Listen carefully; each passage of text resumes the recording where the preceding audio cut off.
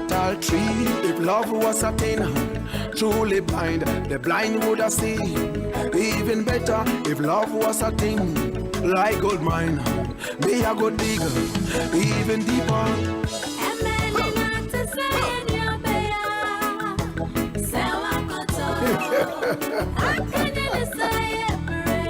Special match from heaven. Say walk out to. True.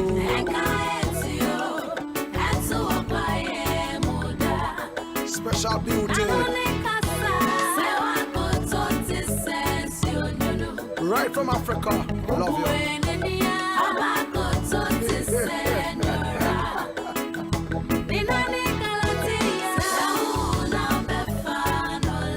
Lord God have mercy. Sure. Old fashioned love.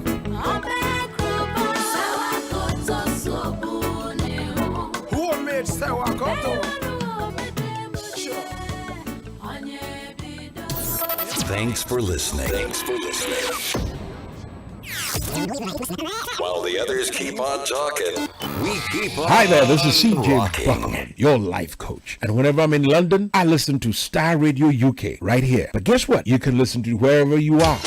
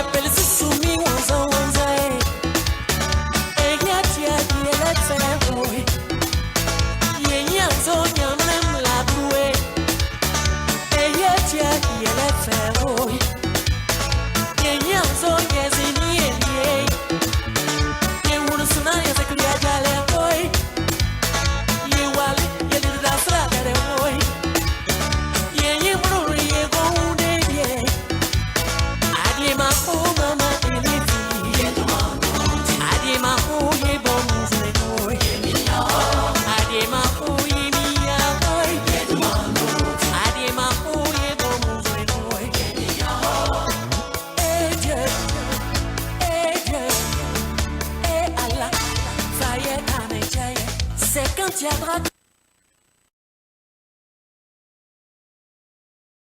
Hi, and welcome to Starr Radio. Welcome to the Mindset Show, and I'm Tony Williams. I'll be anchoring the show for the next 45 minutes to an hour. As you all know, the Mindset Show is where we talk each other through about how we could be the best versions of ourselves. Hope you all had a fantastic weekend and all set and raring to go for the new week. I'm sure we welcomed us the light showers that we've had over the weekend, taking us away from desert temperatures, you know, and bringing some refreshing cool breeze and raindrops into our lives, I should say, put it that way. But yeah, glad to have you here. Delighted to have you guys on board once again. And today we want to be addressing how we could live a better life than what we're presently living. It all sort of works out perfectly well because over the past few weeks we have sort of discussed, you know, various topics ranging from the difference between the brain and the mind, you know, the power of our thoughts, how we reinvent ourselves. So literally, in order of sort of preference, today's topic would actually just fit in well in what the next step for all of these topics sort of constitutes. Because if we sort of look at all of them, you know, how we, you know, power of our thoughts, the brain, our mind, you know, how we reinvent ourselves, ultimately it's because we're trying to live a better way, or we're trying to move ourselves from a good place to a great place, or we've got to that stage in life where, you know, we just discovered that this is not where, you know, we ought to be as an individual, that, you know, surely within ourselves we could find ourselves at a better place, or you know, as they say, a better level than where we are. So today we're going to be looking at how we can make that happen. What are the barriers that stop us from making those happen?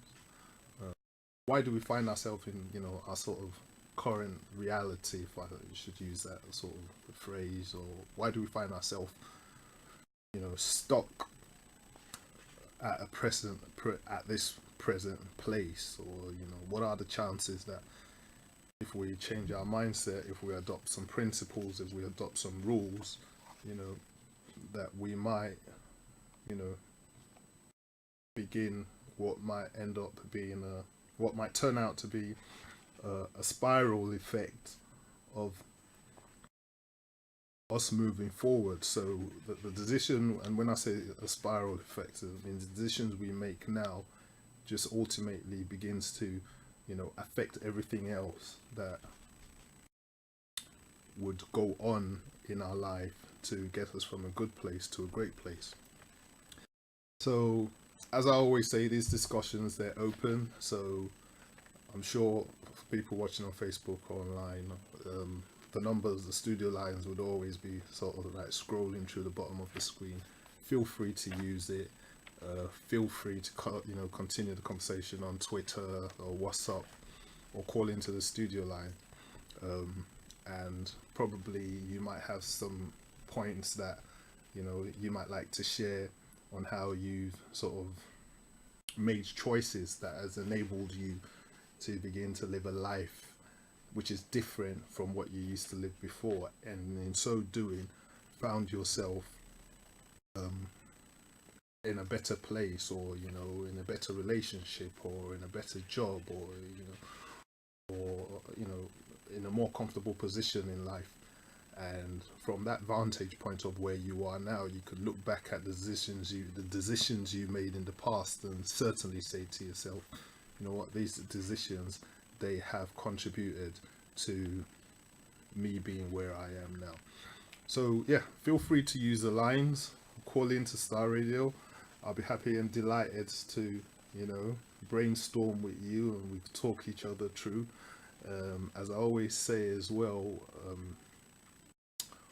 your views and your points, though it might just seem like just an ordinary experience to you, it might be something that helps someone else at their own very point of need, and it might be something that someone else might be able to pick up and run with.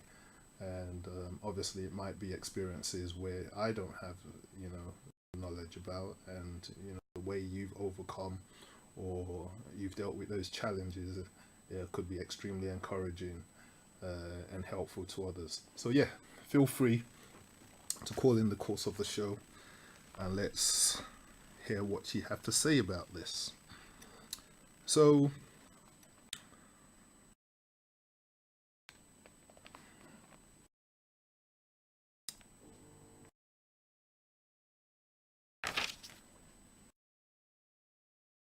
as I always do, I always like to ask questions at the start of my shows, because it's only when you ask questions that that front part of the brain, you know, it goes out and it starts searching for answers. When you don't ask yourself no questions at all, you don't really find no answers. So at the start of every show, I always like to throw a few questions out there, you know, just so that it could ruffle our waters a little bit and, you know, get people to sort of put on their thinking cap.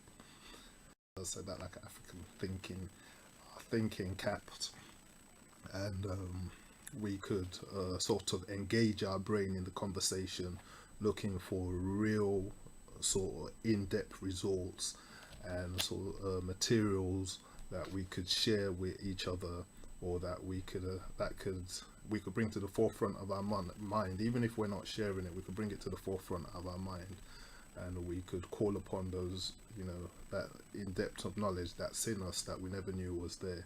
And probably with everything that I add to it, we could take that away and add it to, you know, what came to the forefront of our mind, and use it to improve ourselves over different situations.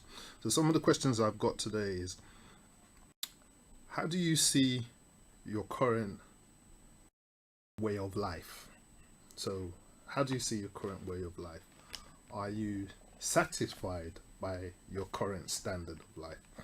And in fairness, if anyone says to me they're satisfied with their current standard of life, I'll have to think that person has to be, I don't even know how I could put this in words. They'll have to be somewhere along the lines of maybe perhaps a Bill Gates or Mark Zuckerberg, you know, that just has everything at their, you know, their disposal. You know, they've got the financial power to buy it. You know, they've got a business that, you know, a business that generates income, passive income. They've got recognition. You know, they're at the hierarchy. You know that I think it's Maslow's hierarchy of needs. They're at the very top of it. You know, because other than that, anybody who falls behind or who falls underneath those sort of levels of hierarchy at needs, there has to be a specific need or wants that we have, that we're aspiring to achieve, or that it's not in our graphs at the moment, or that we, you know, we wake up and it motivates us to, you know, carry on. So the question that I ask encompasses all of that. You know, how do you see, you know, is it your relationship? Are you happy with your, I mean, Donna just, you know, Donna's show, she spoke a lot about relationships and, you know, all the factors that could contribute to someone having a beautiful relationship and maybe a bad relationship. But how about your relationship? You know, is it, you know, if you have all the money, if you have all the, you know, all the money, all the wealth and everything, is your relationship on point? You know, are your kids happy with you? Is your wife happy with you? If you're not married, is your partner happy with you? You know, so my question is, how do you find yourself at this current time in life? You know, how's your health? You know, how is your job? You know, how's your financial standing? how do you see yourself at this current time? That's the first question. And secondly, how do you feel if you see yourself in a certain way? Then how do you actually feel about it? So let's assume you see yourself, you've created a vivid picture in your mind about your current reality. In the growth model in coaching, they use the GROW, which is the growth model. The first is the goal, the second is your current reality.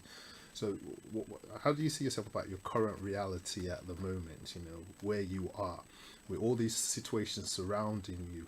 How do you feel about it? What do you make that seem to you? What do you perceive it to be? What's your perception of it? So that would be the question. So you would be the best person to answer that. I can't. I know my perception of where I am at the moment. I know how I see myself. I know what the current situation I am surrounded by now. I know what that I make that to be in my life. At this present time, and for each person who has a present current reality, you have to be able to interpret it as something. It can't just be the start and the beginning of it, because you're still going to live into tomorrow, hopefully. Then it's an ongoing process, and if you get to a stage where you say to yourself, well, this is where I give up, I have, satisfied, then you're probably dead, but we just haven't buried you yet. Let's put it that way, that sort of analogy. So how do you feel about your current reality? So I said, do you feel down about it? Do you feel sad about it? Does it give you low self-esteem? Does it make you feel uncertainty? Does it make you feel lack of confidence? Does it make you just feel miserable? Does it create, emotional stress? Does it bring out so much anger? Is it just makes you feel, inside of you, you're not living up to your full potential? So these are things that, we need to ruffle and bring to the forefront of the mind so that we can address them, maybe not one by one, but collectively. We can find out what creates all of this, and then we could start presenting, rules or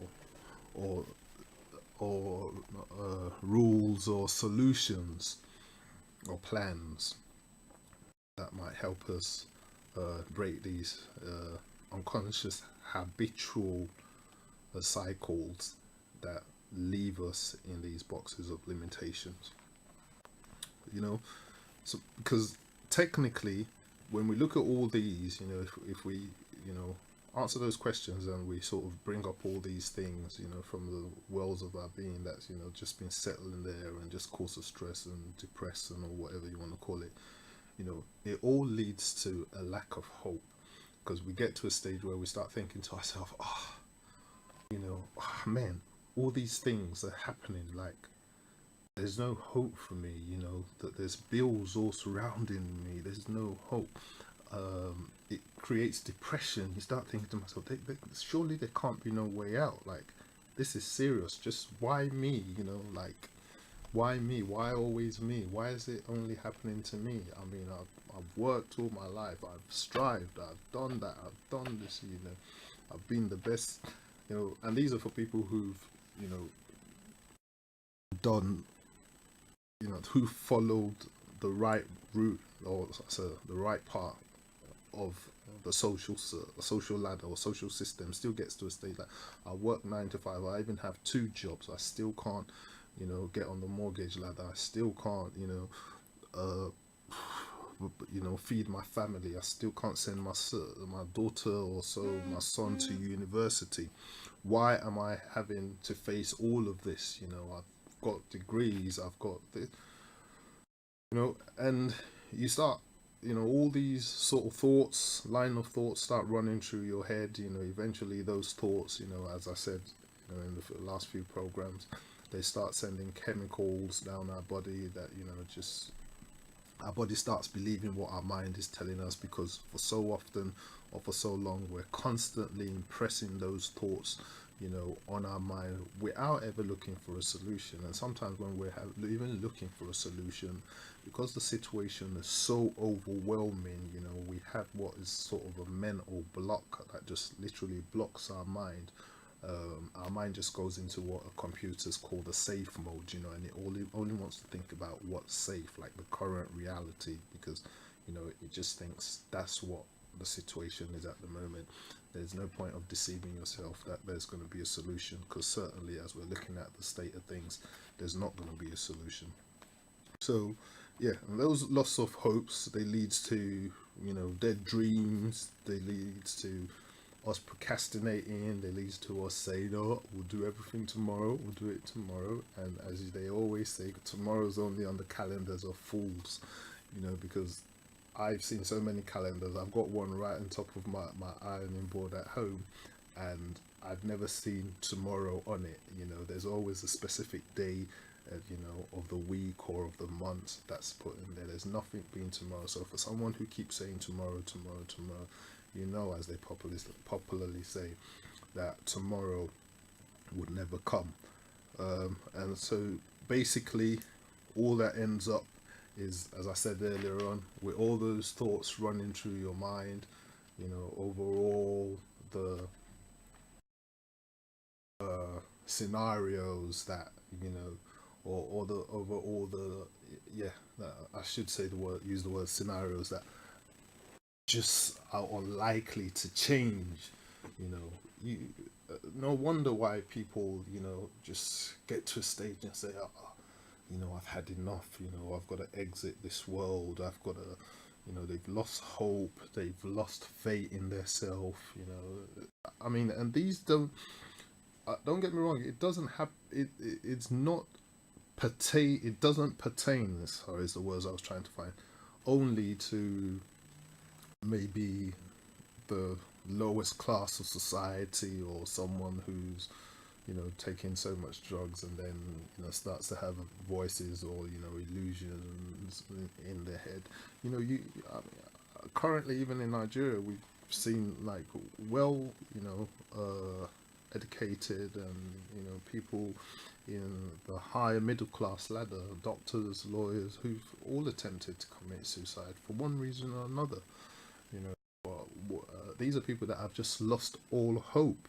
You know, but one thing that they understand is that it doesn't, when you get to that stage in life and you make a decision to exit in that manner or fashion, you're doing more harm to yourself than good, because the problem doesn't go away. You know, it doesn't go away. It's probably just shifted onto somebody else, and the worst case scenario is that every hope of you getting a solution to that problem, it ends there. And what a lot of people don't understand is there's nothing coming or that's happened in this world. There's nothing that anyone is facing in this world, at least in this generation that we live in. Remember, the world has been, you know, in existence thousands and thousands, if not, you know, thousands of years, and I'm just talking before Christ. So there's nothing that, even in that period before Christ until now, there's nothing that anyone's going through that hasn't been faced and overcome by someone. You know, it just takes belief, it takes faith, it takes tenacity, it takes doggedness, them sticking with it and saying, definitely, you know, this is not going to overcome me. Surely I will tackle this and succeed. You know, so yeah, so as it is, we get to a stage where we start saying to ourselves, how do we then change this? What is the way to change? How can we go from where we are to where we want to be? How could we overcome all these things? You know, I always say, like, it's quite important to first of all admit your present reality. You just have to admit it. You've got to understand that. Never put the the course of your problem on anybody else, or never put the course of your challenge on anybody else. I'm a scriptural person, so I will, it's inevitable that when I do these, shows, sometimes that I would have to quote scripture, or paraphrase for scripture, I should say. Scripturally it says we're never going to be given more than we could handle, and everything that we need to be successful, everything that we need to become who we are in God, everything that we need to fulfill the plans and purposes that we were designed to fulfill from the day that we were conceived, it's implanted in us. Now, I explained sometime how people, in one way or another, they go off rail. It's not because the designer or God of you decided that, this person, I am going to make him go off rail. I mean, fair enough. At that point, someone might say, well, but God allowed the children of Israel also to go in the wilderness, and but at the same time, God could get to a stage where he can,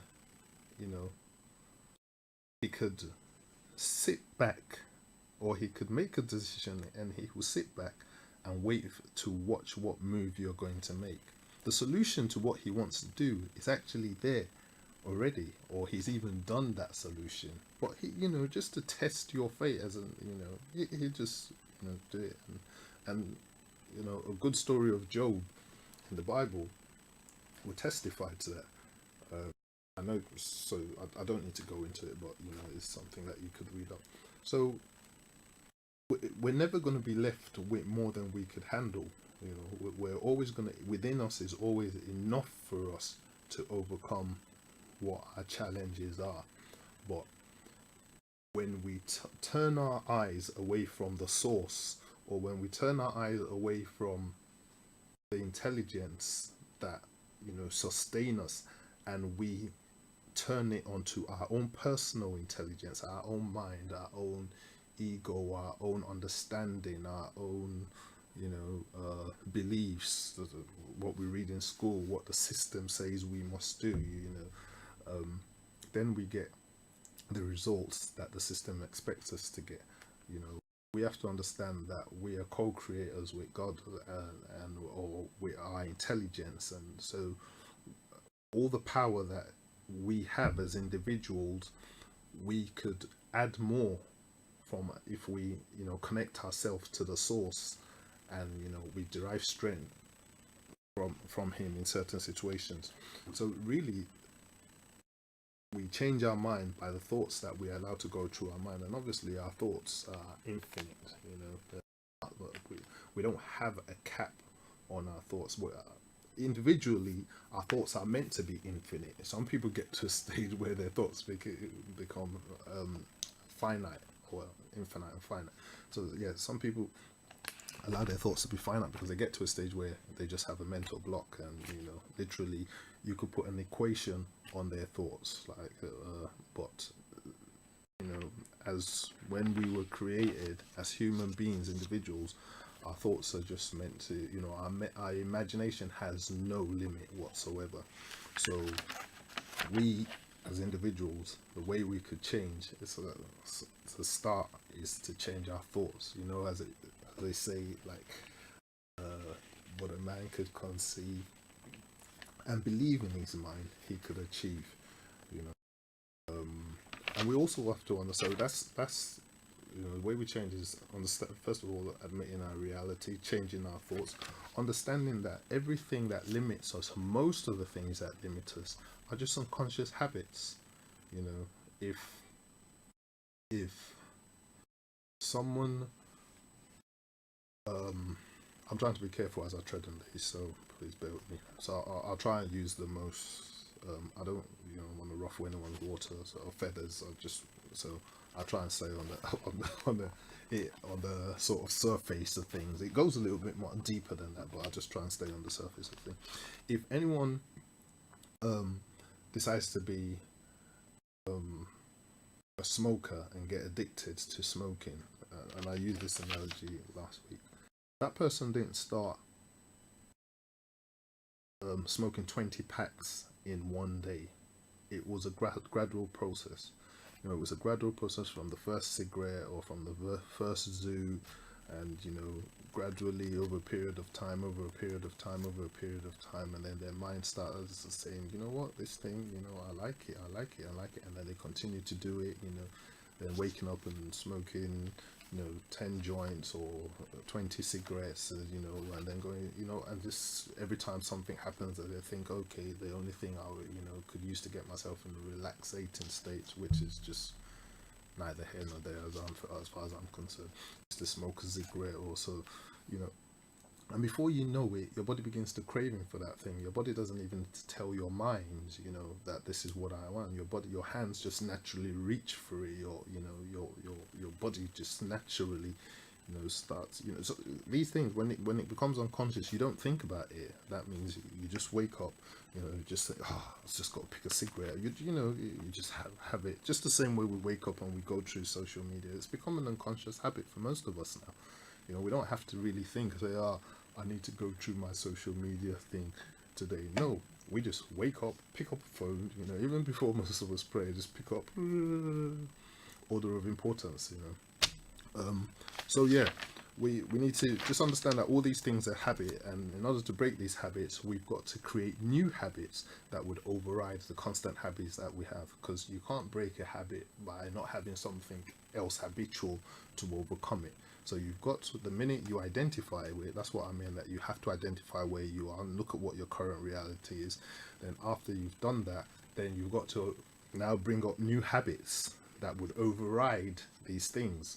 So when you engage in new habits, different things, then gradually over a period of time again, because remember the first habit didn't start overnight, gradually over a period of time, your body, you know, your mind begins to, you know, you imprint these new found habits on your mind, and then your mind eventually begins to send it down to, you know, the rest of your body till it becomes, you know, an unconscious habit. And I did say to you last night that last week, that 95% of our, you know, unconscious actions are 95% of our actions, I beg your pardon, are run unconsciously. That means we don't even think about it. You know, we just wake up, go to the toilet, wake up, you know, eat, wake up, we know we have to eat, wake up, we know we have to shower, wake up, we have to, you know, these things we don't even think about it. We just do it. It's only like 5% of the time that we're actually really in the now, that we are really concentrate on what we're doing, or we concentrate on the actual things that we think are meaningful to us. And even so, in a minute, you know, the average person or average adult loses their concentration between 5 and 6 times.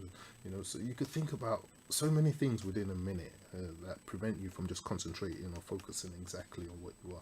So it's a hard task, but if you know, if we're definite and we're, you know, about our purpose, we're determined, and you know, we're focused on it, and you know, more than anything, we bring it to the forefront of our mind. It's something that we can achieve. So these are the things we have to do. And then more than anything else, before I start going on to the points, is we've got to make that choice. We've got to get to that stage that we make our choice. After you've found your present reality, or discovered your present reality, after you figured you have to change your thoughts, after you know that these things are my habits that are, you know, preventing me from going forward, you've got to get to that stage where you now decide, nobody else, no external person here, there, or nowhere, you got to say to yourself, you know what, enough is enough. I can't continue in this situation. I need a change, and that change has to come from someone, and that change has to come from you. If you don't make that choice, you know, nothing's going to change. Nobody's going to force you to make that change. You've got to get to that stage in life where you decide for yourself that you have to make that change. So, you know, and I always say, you know, to live this better life, you know, like anything, the universe is made on rules. You know, is made on rules. Like the sun was created, and it, you know, when it was created, it would say shine in the day, and you know, the moon should shine in the night. You know, the sun don't come this close, you know, how do I say it? Close to the earth at, you know, what's that? How's it measured? Is it miles? I don't know, you know. Or don't come this close to the earth, you know, the water. Don't, you know, go this close. Don't over keep it. The water, keep your boundaries. The moon, shine, or light up the night sky, you know. So, you know, the wind blow, you know. So everything has rules, you know. Everything was made to rules. So in order to change things as well, we have to apply rules, you know, as they say, or what if you might want to call it laws, you know, like the laws of gravity. That, you know, everything is based on rules. The society, the system we live in now is structured on rules. You know, rules that has been set from the creation of perhaps the United Kingdom or so, and we've got to abide by it. When you break the rules, then there are consequences for it. You know, the consequences could be set back in terms of maybe jail term, or set back in terms of, you know, punishment, or so, you know, everything, you know, to go forward in life, or to go on a certain flow, there has to be rules, and we have to understand that those rules have to be obeyed. And if those rules are obeyed, then we'll be able to move forward in the flow of things as they're supposed to be. So in order to live a better life, I've got, time permitting, I'm just going to quickly try and run through about maybe 6 or 7. Some of the rules that I set for myself is, first of all, we have to be grateful. Like, you have to constantly live in an attitude of gratitude. You know, I say appreciate everything that you have. You know, no matter what your situation is, no matter what the debt is, no matter what the relationship, no matter what the struggle is at work, no matter what the health challenge is, find something that you can be appreciated for. It's, you know, no one could turn around and come and tell me today, oh Tony, I've got nothing that I could be appreciated for. It's impossible. It is impossible. You know, find something that you know, you could daily wake up and be appreciated for. You could give gratitude unto your creator for. It's so important. Like, some people say find 5 things in a week. I say find 5 things in a day. Like, you know, I don't care what the we all have our issues, we all have our challenges, you know, but I could still wake up and say to myself, look, I've got eyes, I could see. I thank God for my eyes. I could talk, you know. I've got ears, I could hear. I'm not deaf, mute, you know. I've got legs, you know, I've got arms that can move. You know, we're made out of, I'm sure it's more than our whole, you know, the cells in our body, I'm sure it's more than 3 million or 5 million cells or something that makes up a human body, if I'm right. I'm not sure on the numbers, but it is millions of cells. And, you know, people who suffer one disease or another is because one cell or the other, is not in harmony with the rest of the cells. So, you know, it just does its own thing, and then maybe it creates a form of disease or something, you know. But for the majority of us, you know, all our cells are in harmony with each other. You know, I said to someone the other day, if, you know, you say, okay, all these things are all these challenges are hovering around you, and there's nothing, you're so depressed, you're so grateful for. If someone says to you, okay, let's assume it's a financial challenge. If someone says to you, do you know what, you've got this financial challenge, and I'm going to give you so let's put a monetary figure on it now. So let's say the challenge was £100,000 in debt or whatever, and someone says to you, you know, you got this challenge, yeah, £100,000 in debt. I'm gonna pay off I'm gonna pay off your £100,000 in debt and give you £900,000 extra for it. You know, but the only thing I want from you, I'm gonna give it to you right now. Sign the check or transfer it into your bank account, whatever. The only thing I want from you is your 2 eyes. Would you sell it? Would you, you know, would you say your 2 eyes that could see is worth, you know, £100,000? The 2 eyes that could see, would you place a value of £1 million on it? You know, or, you know, your two ears that could hear, you know, would you put a price value of it? Let's assume they say, oh, you know what, yeah, this debt, okay, I'm gonna pay off this debt for you. You know, I'm gonna sort out all your problems and give you spending money to spend for the rest of your life, but I'm gonna cut off your two legs. You know, can you place a price on that? You know, so when you look at these things, just physically alone, or maybe, you know, I'm gonna take your, I don't want to talk about indecent proposal, but you know, I'm gonna. Some people would gladly say, "Yeah, I'll take my wife," but not me. Nobody would take my wife for any amount of money. It's impossible. But someone say, you know, they're gonna take a loved one for, you know, it's, you know, and I'm talking on the serious now. It sounds a little bit, you know, jovial, but yeah. What price would you put on that? Could you put a monetary value of losing any member of your own entire being, you know, for monetary? Well, fair enough. They say people go to Malaysia to sell kidneys, but if it was the last kidney they had, would they sell it for that money? No, they wouldn't.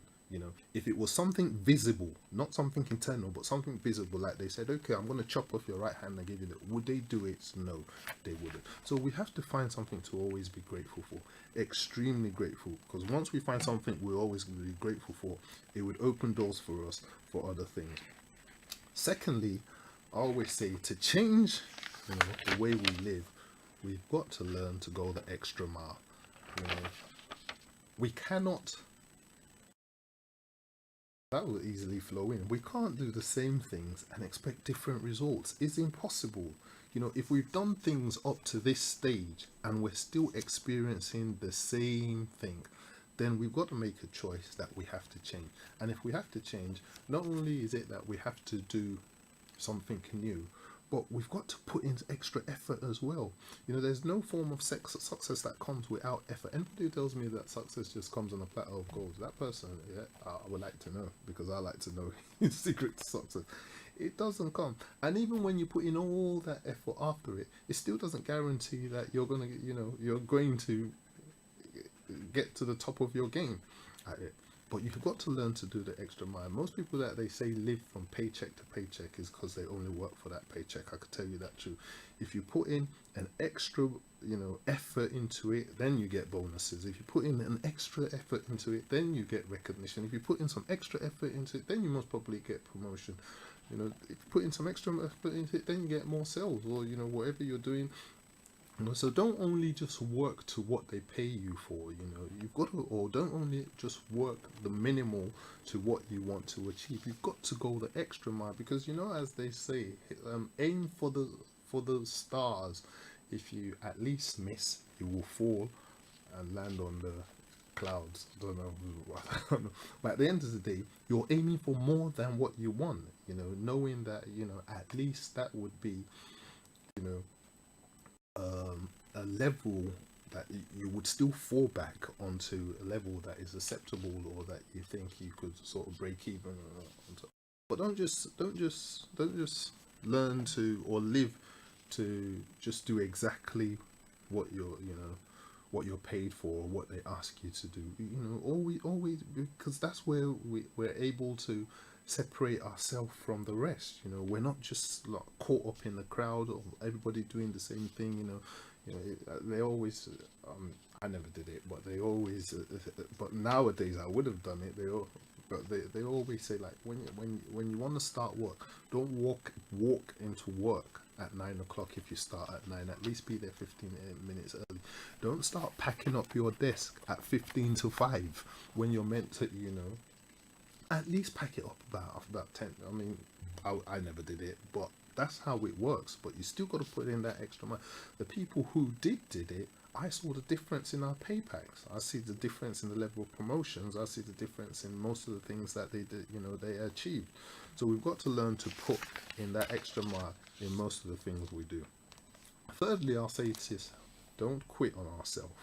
You know, the journey of 1,000 miles, it starts with a single step, but the operative word there is the journey. It's a journey. We've got to continue. We've got to continue. We've got to continue. You know, as I said, every habit that we've attained, or that has now become an unconscious habit, it didn't start overnight. You know, it was a journey, and it's probably a journey that some people are still walking on now. You know, to change it, to be able to give ourselves a better standard of living or a better way of life, we've got to also learn that we can't quit on ourselves. When we face challenges, when we face failures, you know, we can't quit. We have to understand that a setback is, you know, a stepping stone for 2 steps forward. You know, I thought of the person, that guy who ran the mile in 4 minutes. I can always forget his name, but he didn't quit on himself. Before him, as I read, so many people had they said so many people had said it was virtually impossible for a human being to run a mile in 4 minutes. To run a mile, yeah, I think it was under a minute. I'm sure it was.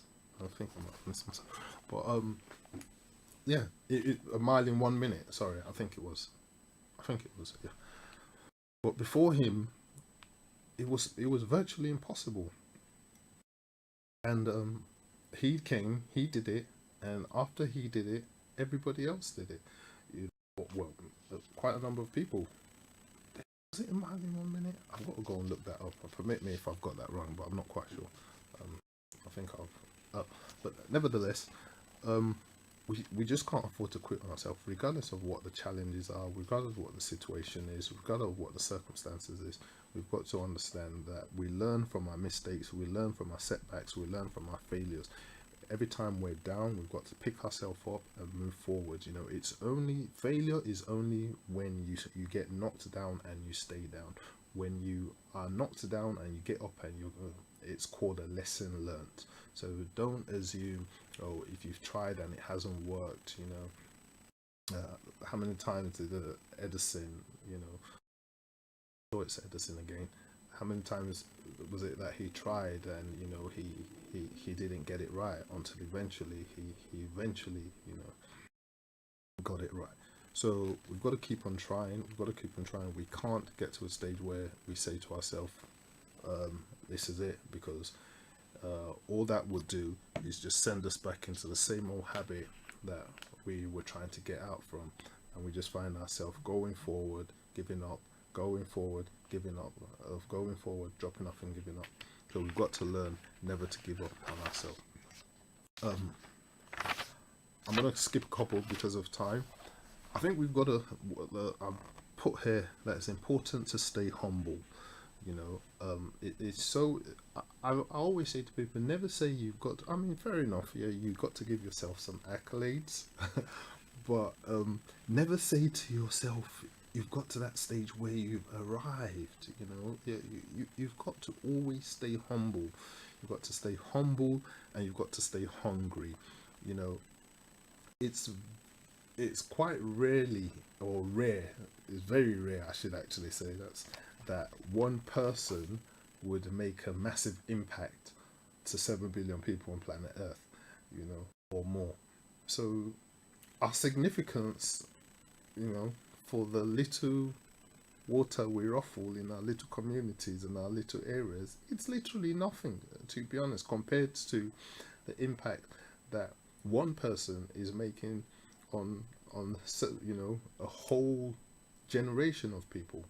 You know, think of people like Indira Gandhi.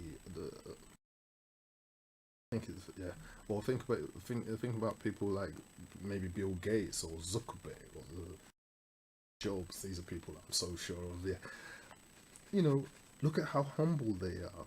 Think of, you know, if we come closer to home, Aliko Dangote.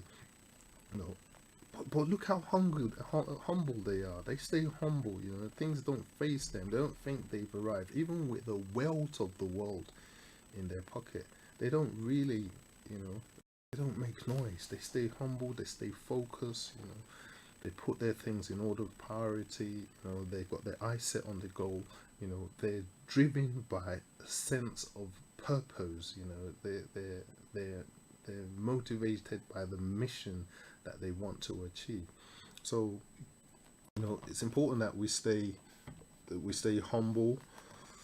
You know, I always say, like, if you want to find out how significant you are, or I am, just put a bucket of water, you know, in the bathroom, the full bucket of water, put your fist in and pull your fist out.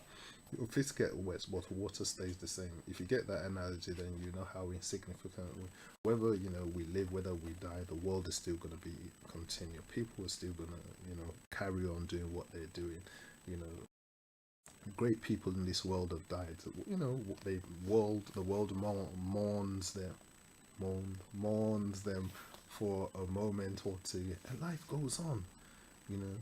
And these are people that made great strides and great impacts in our society and in our world today. So it's important that we stay humble, and keep our eyes on the prize. Prioritize, prioritize things. This priority is so important. I always say, always think of that one thing when you wake up, like that one thing that you would do this day, that if you do would change, or that would affect everything else that you do. So you could wake up and you could have a list of 10 things to do, and you've got to do this, got to do this.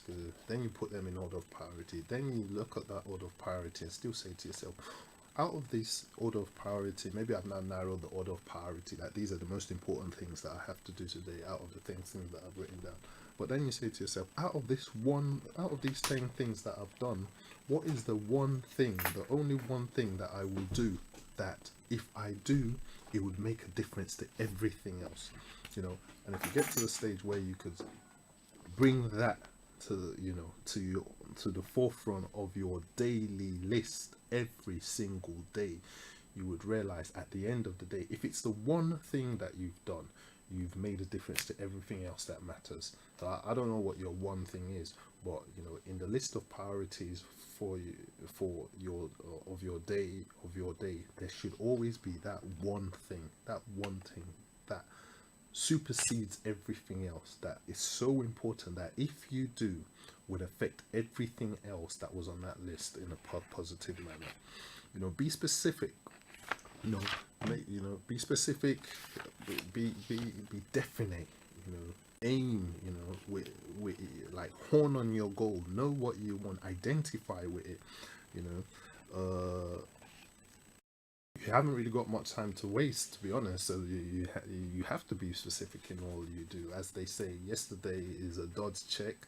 Today is all you've got. Tomorrow is a promissory note. None of us are promised tomorrow. God forbid anyone could wake up tomorrow and wake up on their way to heaven or hell, whichever way direction they choose. But the only thing that you've got today, the only thing that you have that is promised to you, is the present moment that you're living now. The now that you're living in is all that's promised. People could step out of a now and walk it, and get knocked down by a car, and their whole, life change. So you've got to be specific. You've got to be definite. You've got to be specific. You've got to horn on your goal as if there's no tomorrow. As a matter of fact, there is no tomorrow, as I said. So the only time you've got to make use of your now as best as you can. There's no time to waste. The most richest person and the most poorest person, everybody's got 24 hours. It just depends on how they prioritize and use that time that matters. Be nice. You've got to be nice. I always say, treat everyone as if they're going to pass away tomorrow. Because if you ask someone that, if I was going to die tomorrow, how would you treat me? You realize that if you're a good person, most people want to treat you nice. And if you knew someone who was going to pass away tomorrow, and you knew he was going to pass away tomorrow, and you come in contact with him, I'm sure you'd be able to treat him nice. I like to end on this note. It's a quick story. There was a man who was walking across the seashore, and he saw a little boy who was he was walking across the seashore, and there was so much starfish all over the shore, and there was this little boy who was sort of picking up this starfish and throwing it back into the sea, because the sea has sort of washed all the starfish to the shore. And the man came and said to the little boy, "Oh, you're not going to make no difference, to all these starfish. There's so many of them on the shore. You're never going to be able to finish picking all of them and, throwing them all back into the sea and everything." And the little boy, he felt so discouraged, but he looked at the man. He picked up one more starfish and he threw it all the way back in the sea. And once he threw it back in the sea, He looked at the man and he said, yes, I can't make a difference to all the starfish that are out there, but to this very one, I've just made a difference and saved its life. I hope you have a fantastic week going ahead. You can continue the conversation on the Starr Radio website or on their Twitter handle. And until we speak again soon, good night and God bless. This is Starr Radio UK. Thanks for listening. Hi there, this is CJ Buckleman, your life coach. And whenever I'm in London, I listen to Starr Radio UK right here. But guess what? You can listen to wherever you are.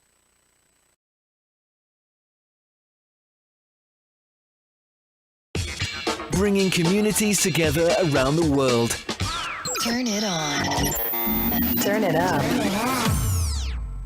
Track after track. Broadcasting worldwide, online 24/7.